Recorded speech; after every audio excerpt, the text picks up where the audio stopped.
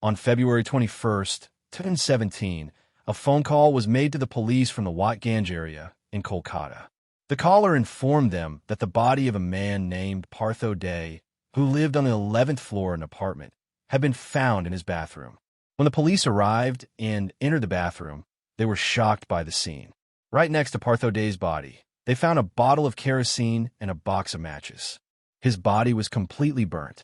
But what was even more astonishing was the eerie resemblance to an earlier tragedy. Partho's body was found in the exact same state as his father's had been, exactly 2 years earlier. The way both father and son had ended their lives, burned to death, created a chilling sense of déjà vu. The police immediately thought back to June 2015, the dark days that had put Kolkata's Robinson Street under an eerie spotlight.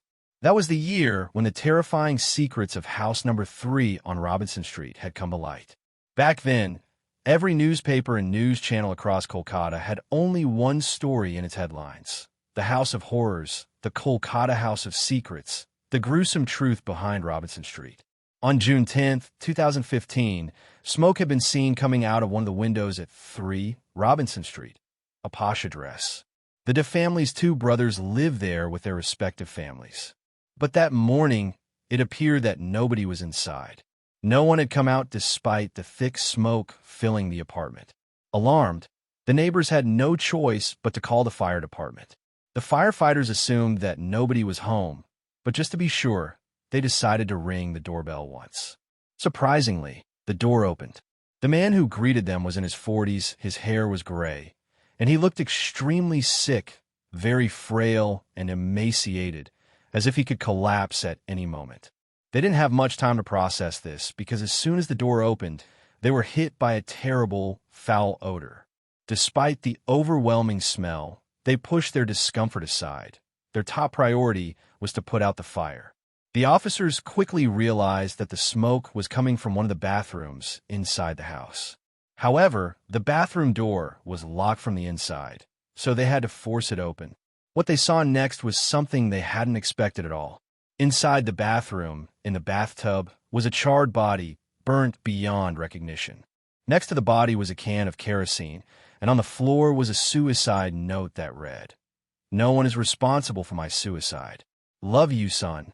The note had been left by none other than Aravindo Day, the oldest member of the household.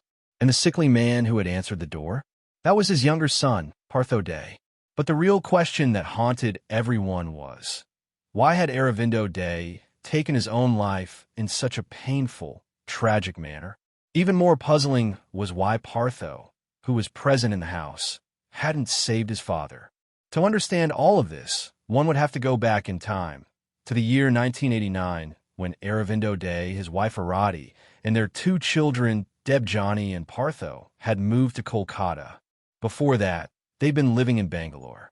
However, after his retirement, Aravindo Day decided that he and his family would move into their ancestral house, house number 3 on Robinson Street, where they hoped to live peacefully together. They thought that moving into this house would be better for their kids. But don't underestimate this house. Located in one of the poshest areas of Kolkata, this 3-story house had been purchased by Aravindo's family from the British. Its value was extremely high, and when it comes to property, disputes often follow. And that was exactly the case here, too. There are ongoing disagreements between Aravindo and his brother Arun about this house. Because of these troubles, the 2 brothers' families had divided the house into separate sections, living there in such a way that they wouldn't even have to face each other. Aravindo's wife, Arati, was a very kind woman who took wonderful care of her family and her children. But there was one thing about her that set her apart from most other parents. She never allowed her kids to socialize. Arati never let them make friends or spend time with other kids their age. As a result, both Partho and Debjani never had any friends at school. But that didn't matter to either of them, because they had each other. They had become each other's support system, their only friends. They shared everything with one another, and, as time passed, they grew extremely dependent on each other. That dependency would eventually take a strange, twisted turn as they grew older. Despite not socializing with others, they were both very bright students. Both of them earned their B.Tech. degrees from Kolkata's Rajabazar Science College. Afterward, Partho got a good job at an IT firm in Bangalore, and a few years later, even landed a position at a company in the U.S. Debjani, on the other hand, never took up an IT job like her younger brother. Instead, she became a music teacher at Don Bosco, one of Kolkata's top schools. And at this point, it seemed like they were just a normal family, going about their lives, living like everyone else. But soon, everything was going to change. In 2007, Aravindo's wife, Arati, the mother of the two siblings, was diagnosed with cancer, and unfortunately, she passed away shortly afterward.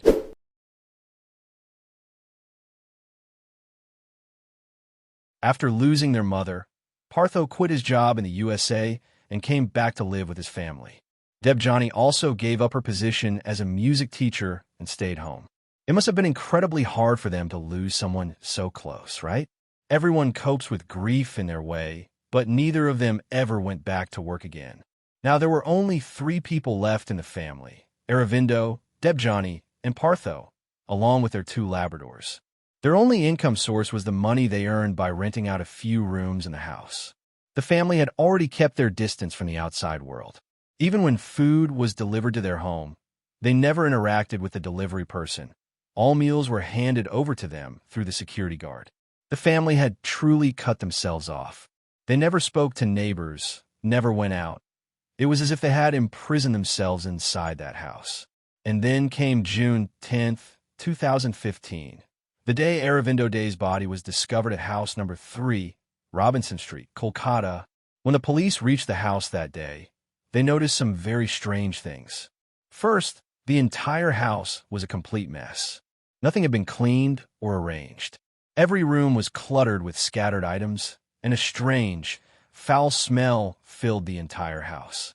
Every window had been covered with curtains or clothes, as if they didn't want even a single ray of sunlight to enter. And from somewhere in that dark, dismal house, a woman's voice was singing. That eerie voice was very faint, yet it could be heard in every room of the house. In one of the rooms, the younger son, Partho Day, looked extremely restless. He couldn't sit still and was struggling to speak to the police properly. It seemed as if he was hiding something. Outside the house, a crowd had already gathered. Neighbors were looking at each other in confusion, whispering. But Aravindo had 2 children, right? The whole situation was already strange. Their house was peculiar too, and the condition in which Aravindo's body had been found was extremely disturbing. But even more bizarre was Partho's behavior at the time. Of course, anyone in a situation would have been scared, but he looked especially nervous and unsettled, as if something deeper was troubling him. That's when the police thought that Partho was so frightened and anxious that he might do something drastic, maybe even take his own life. To prevent this, they posted 2 guards outside his house. And as they spent more time observing him, the police began to suspect that Partho might somehow be connected to all these strange circumstances and the eerie condition of the house. They decided to put more pressure on him, and eventually, Partho Day broke down. That's when he revealed the secret he had been keeping hidden for the past 6 months. Do you remember? Earlier, when the fire was discovered at Aravindo's house, neighbors had wondered aloud. Didn't he have 2 kids, Partho and Debjani? Where was Debjani? That's when Partho finally told the police that his sister hadn't gone anywhere. She was still in the house. Except she was no longer alive. Debjani had died 6 months ago, and her body had been lying there in the house all this time. As soon as the police heard this, they rushed back into the house. And the scene inside was exactly as before, that faint sound of a woman singing in the background, total darkness, an overpowering foul odor in the air, and belongings scattered everywhere. Without losing a moment, the police began searching every corner of the house, the hall, the kitchen, Aravindo's room, and found everything in complete disarray. The entire house was a complete mess. But there was one room that looked completely untouched, as if it had been cleaned every single day. That room was a stark contrast to every other corner of the house. Inside was a bed with a freshly made sheet, as though someone had just tucked it in that very morning. From a glance, it almost seemed like someone had been sleeping there. When the police approached and pulled back the bedsheet, they found Debjani. It looked as if she was lying there peacefully asleep. There was even some food placed beside the bed. Food she could never eat because after 6 months, all that was left of Debjani was her skeleton. And just a short distance away from her were 2 sacks containing the skeletons of the family's 2 Labradors. You can imagine how confused the police were at this point. What had really been going on inside this house? How had Partho Day been living in that home for the past 6 months, along with the skeleton of his sister and those of their 2 dogs? Did nobody notice that Debjani was dead? And what about Aravindo? He had only recently died. Didn't even he realize that his own daughter had been lying lifeless in that house? Both the police and the neighbors were left with countless questions. And there was only one person who had the answers, Partho Day himself. When the police began questioning him, Partho answered some questions, but only some. One thing he kept repeating was, "I didn't kill my sister. How could I ever do that to my sister?" As for what happened in the house, according to Partho, Debjani had started fasting sometime in November. Back in August, their 2 dogs had died suddenly, and perhaps this triggered something in Debjani's mind. Maybe she decided to fast for them. After losing her pets, and before that, losing their mother, Debjani had become extremely depressed. Eventually, she grew very spiritual and began following different religious leaders. She would listen to their sermons and chants, one of them being Joyce Meyer, and spent most of her time praying and chanting along. Her house speakers played Joyce Meyer's sermons every day and every night. And yes, this was exactly the chanting the police had heard on the day they first entered Partho Day's house.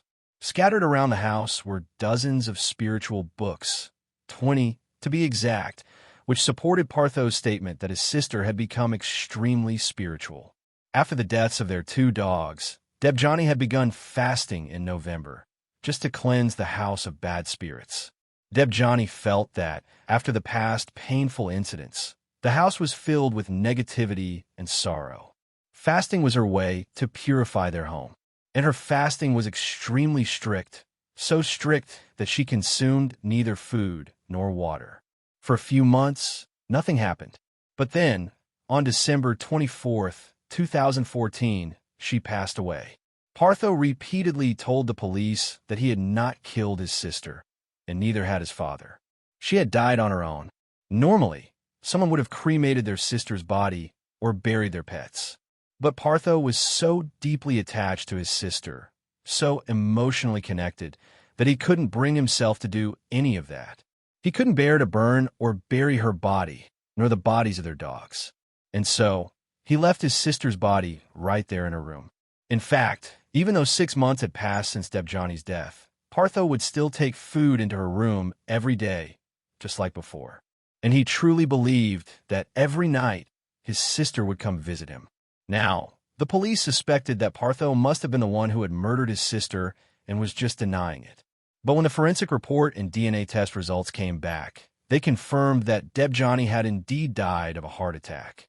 That meant if we assumed that she really did die of natural causes, and Partho was innocent, then why did their father, Aravindo, never realize that his daughter had been dead for 6 months? And why didn't he inform anyone? One key reason for this could be that, as you might remember, all 3 of them had locked themselves inside the house and never went out. The family was so isolated from everyone and so distant from society that nobody on the outside had any clue what was going on behind those closed doors.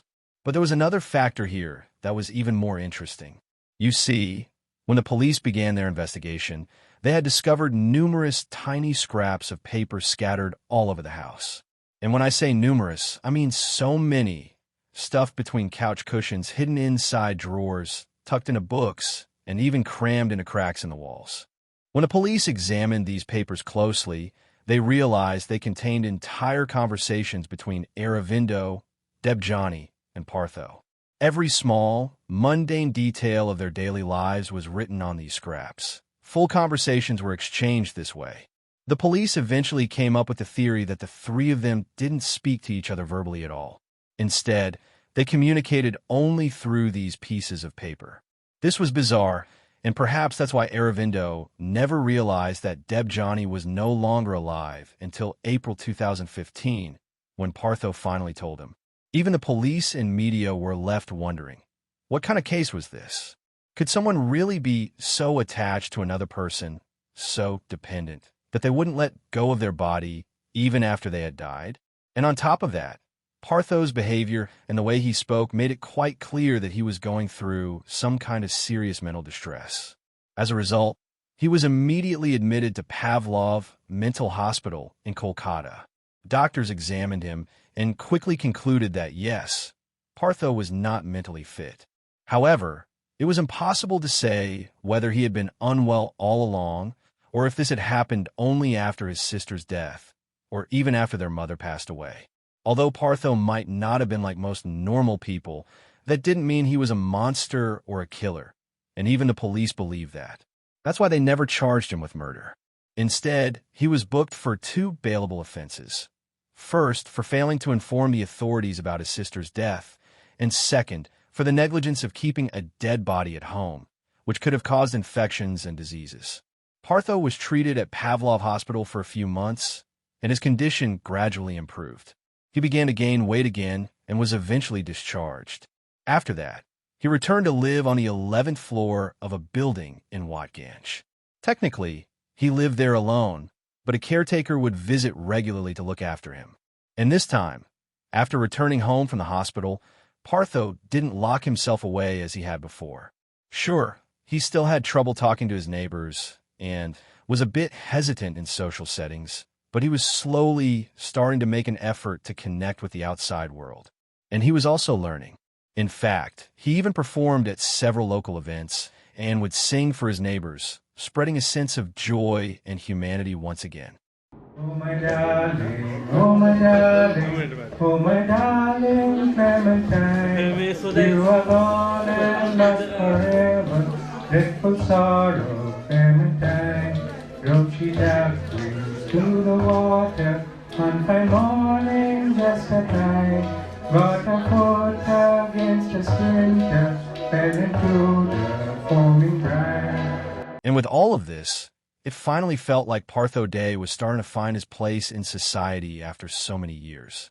But maybe all of this was just too much for him.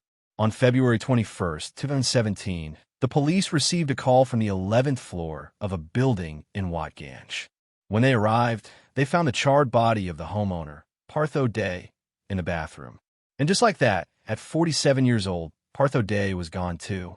He had left one last sentence in his memoirs, something that perhaps he wanted the whole world to read. It was, "I am no killer." Whenever there's a case like this, the media plays a huge role in shaping public perception of both the victims and the accused. And the way this case was reported, the way Partho's personal diaries and private thoughts were put on public display, twisted things in a way that made people believe he was some kind of monster. That created unnecessary commotion and hysteria, making it harder for people to accept that mental illness is something that can be treated. Instead of empathy, he was painted as a monster. And most failed to understand his past, his childhood, his strange, sheltered upbringing, and how those circumstances might have shaped the way he thought. Yes, what happened was wrong, not just for him and his health, but for his neighbors as well. But that doesn't mean he was a bad person or a murderer. I just hope that his soul rests in peace. And now, the Duff family is no more, but their house is still there, forever known as the House of Horrors, where people now come to take photos. Yet the real story behind that house is one of sorrow and pain. And with that, the case of Partho Day comes to an end. I hope I was able to persuade you, or at the very least, change your perspective a little, because Partho was never the monster the media made him out to be.